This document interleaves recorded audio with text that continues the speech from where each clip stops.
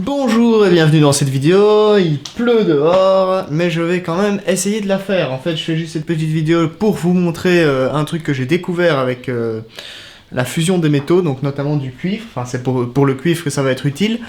C'est en fait, j'avais pas remarqué avant, mais en fait, apparemment, la nature du, si on peut dire, récipient dans lequel on met le métal pour le faire fondre, a une très grande importance sur sa vitesse et sur sa facilité de fusion.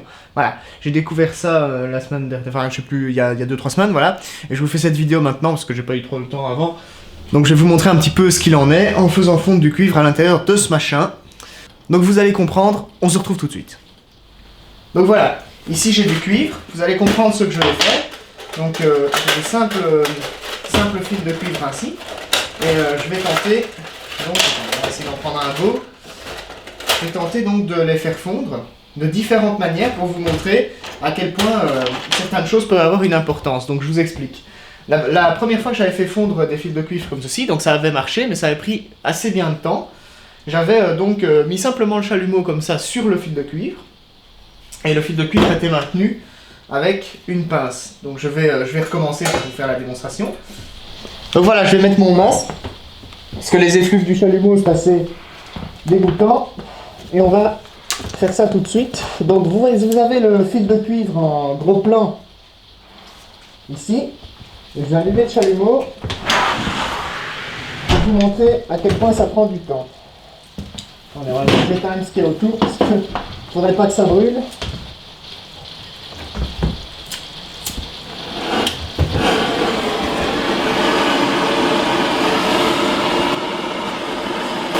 Vous voyez, il chauffe, et ça prend un certain temps.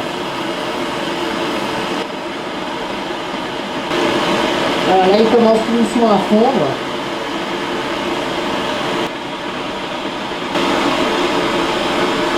Vous voyez? Donc ça va encore assez vite, parce qu'on a une petite quantité de cuivre. Mais vous allez voir que la deuxième méthode est bien plus intéressante. Donc pour la deuxième méthode, on va d'abord commencer en mettant le même morceau de cuivre. Bien. Voilà. Donc celui-ci, attendez, celui-ci, voilà, que l'on va mettre sur du charbon. Vous allez voir la différence, c'est très intéressant. Alors, je remets mon masque.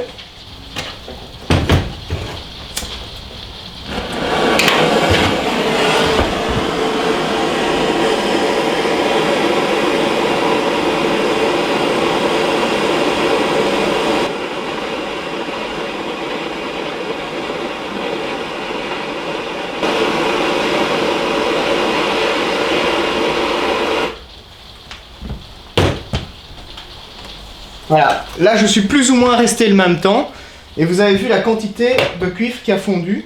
Ça a été beaucoup plus vite pour commencer à entrer en fusion. Vous voyez, et il y a une beaucoup plus grosse goutte. Donc avec cette méthode ça va bien plus vite, et bon là, évidemment le morceau de cuivre était assez petit, donc le résultat n'était pas extraordinaire, mais je vais vous prouver qu'avec un morceau de cuivre, avec beaucoup plus de cuivre, on peut avoir un résultat surprenant, vous allez voir. Je vais couper des autres morceaux de cuivre, et vous allez voir à quel point cette méthode est plus efficace. Donc, on rajoute un petit morceau comme ça, et on rajoute ce gros morceau-ci. Là, on a du bagage. On a un truc pas mal. Vous allez voir à quel point c'est efficace. Je vais même zoomer encore un peu plus. Voilà. C'est parti, je remets mon masque. Et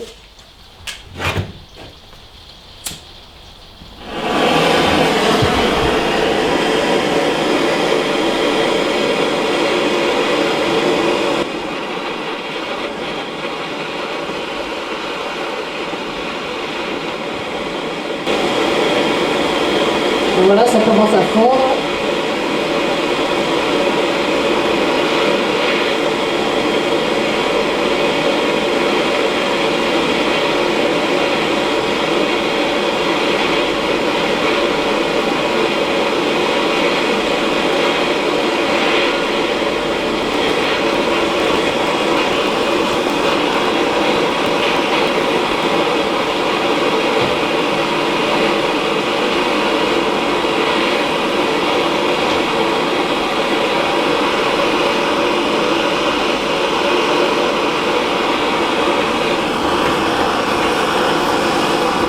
Vous avez vu ça?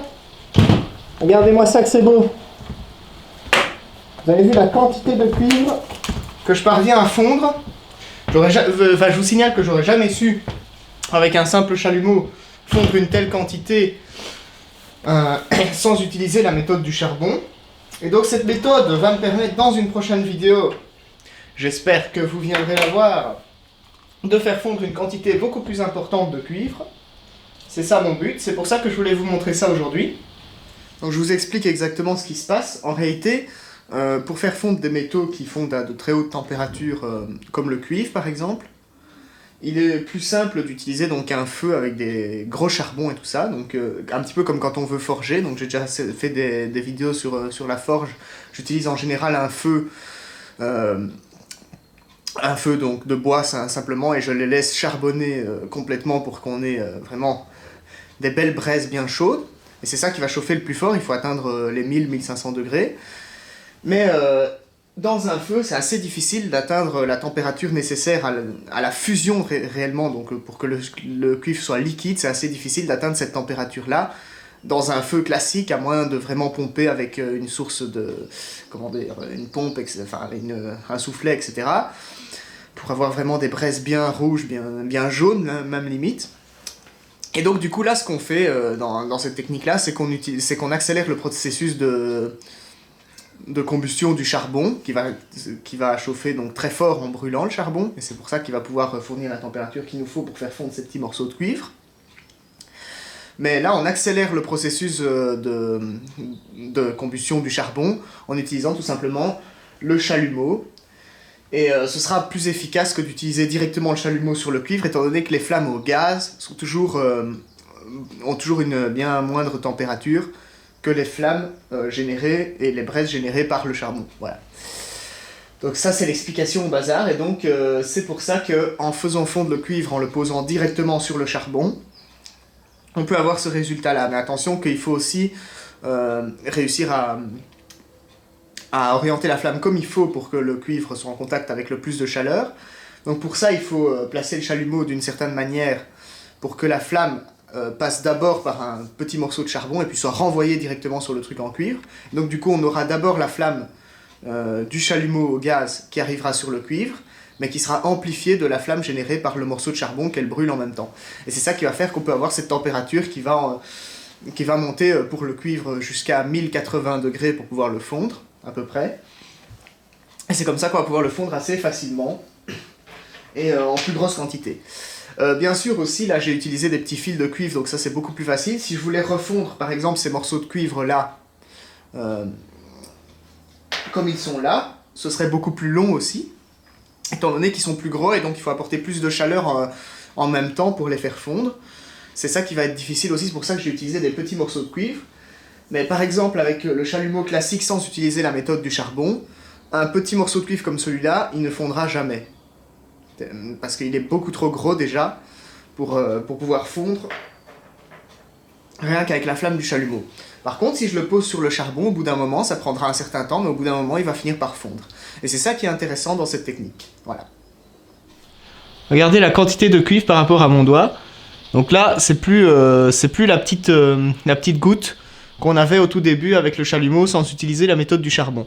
Donc cette méthode est très efficace et c'est pour ça que je vais vous la présenter dans une future vidéo pour faire fondre une beaucoup plus grosse quantité de cuivre. Donc ça, il faudra que je prépare un peu mieux le bazar. Je sais pas si ce sera la semaine prochaine, il me faudra peut-être un peu plus de temps pour préparer. Et je coulerai donc un petit lingot de cuivre dans cette petite lingotière en graphite que j'ai ici, que j'ai maintenant en ma possession et qui... Enfin, je sais pas exactement combien on peut mettre, mais bref, on aura un beau petit lingot de cuivre si on le coule là-dedans. Donc je vais essayer de faire ça pour une prochaine fois.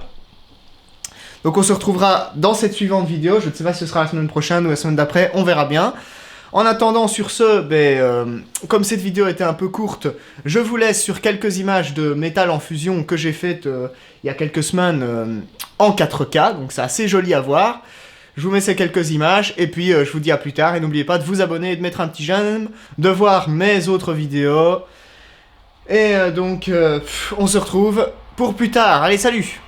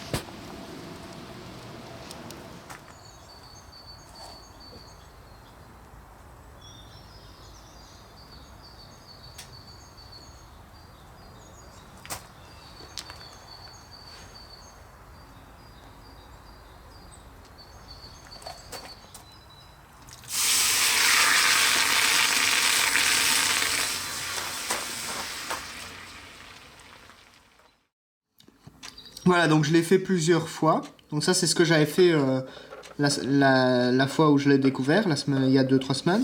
Donc regardez la taille des morceaux par rapport à mon doigt. Ceux-là, ils sont encore petits.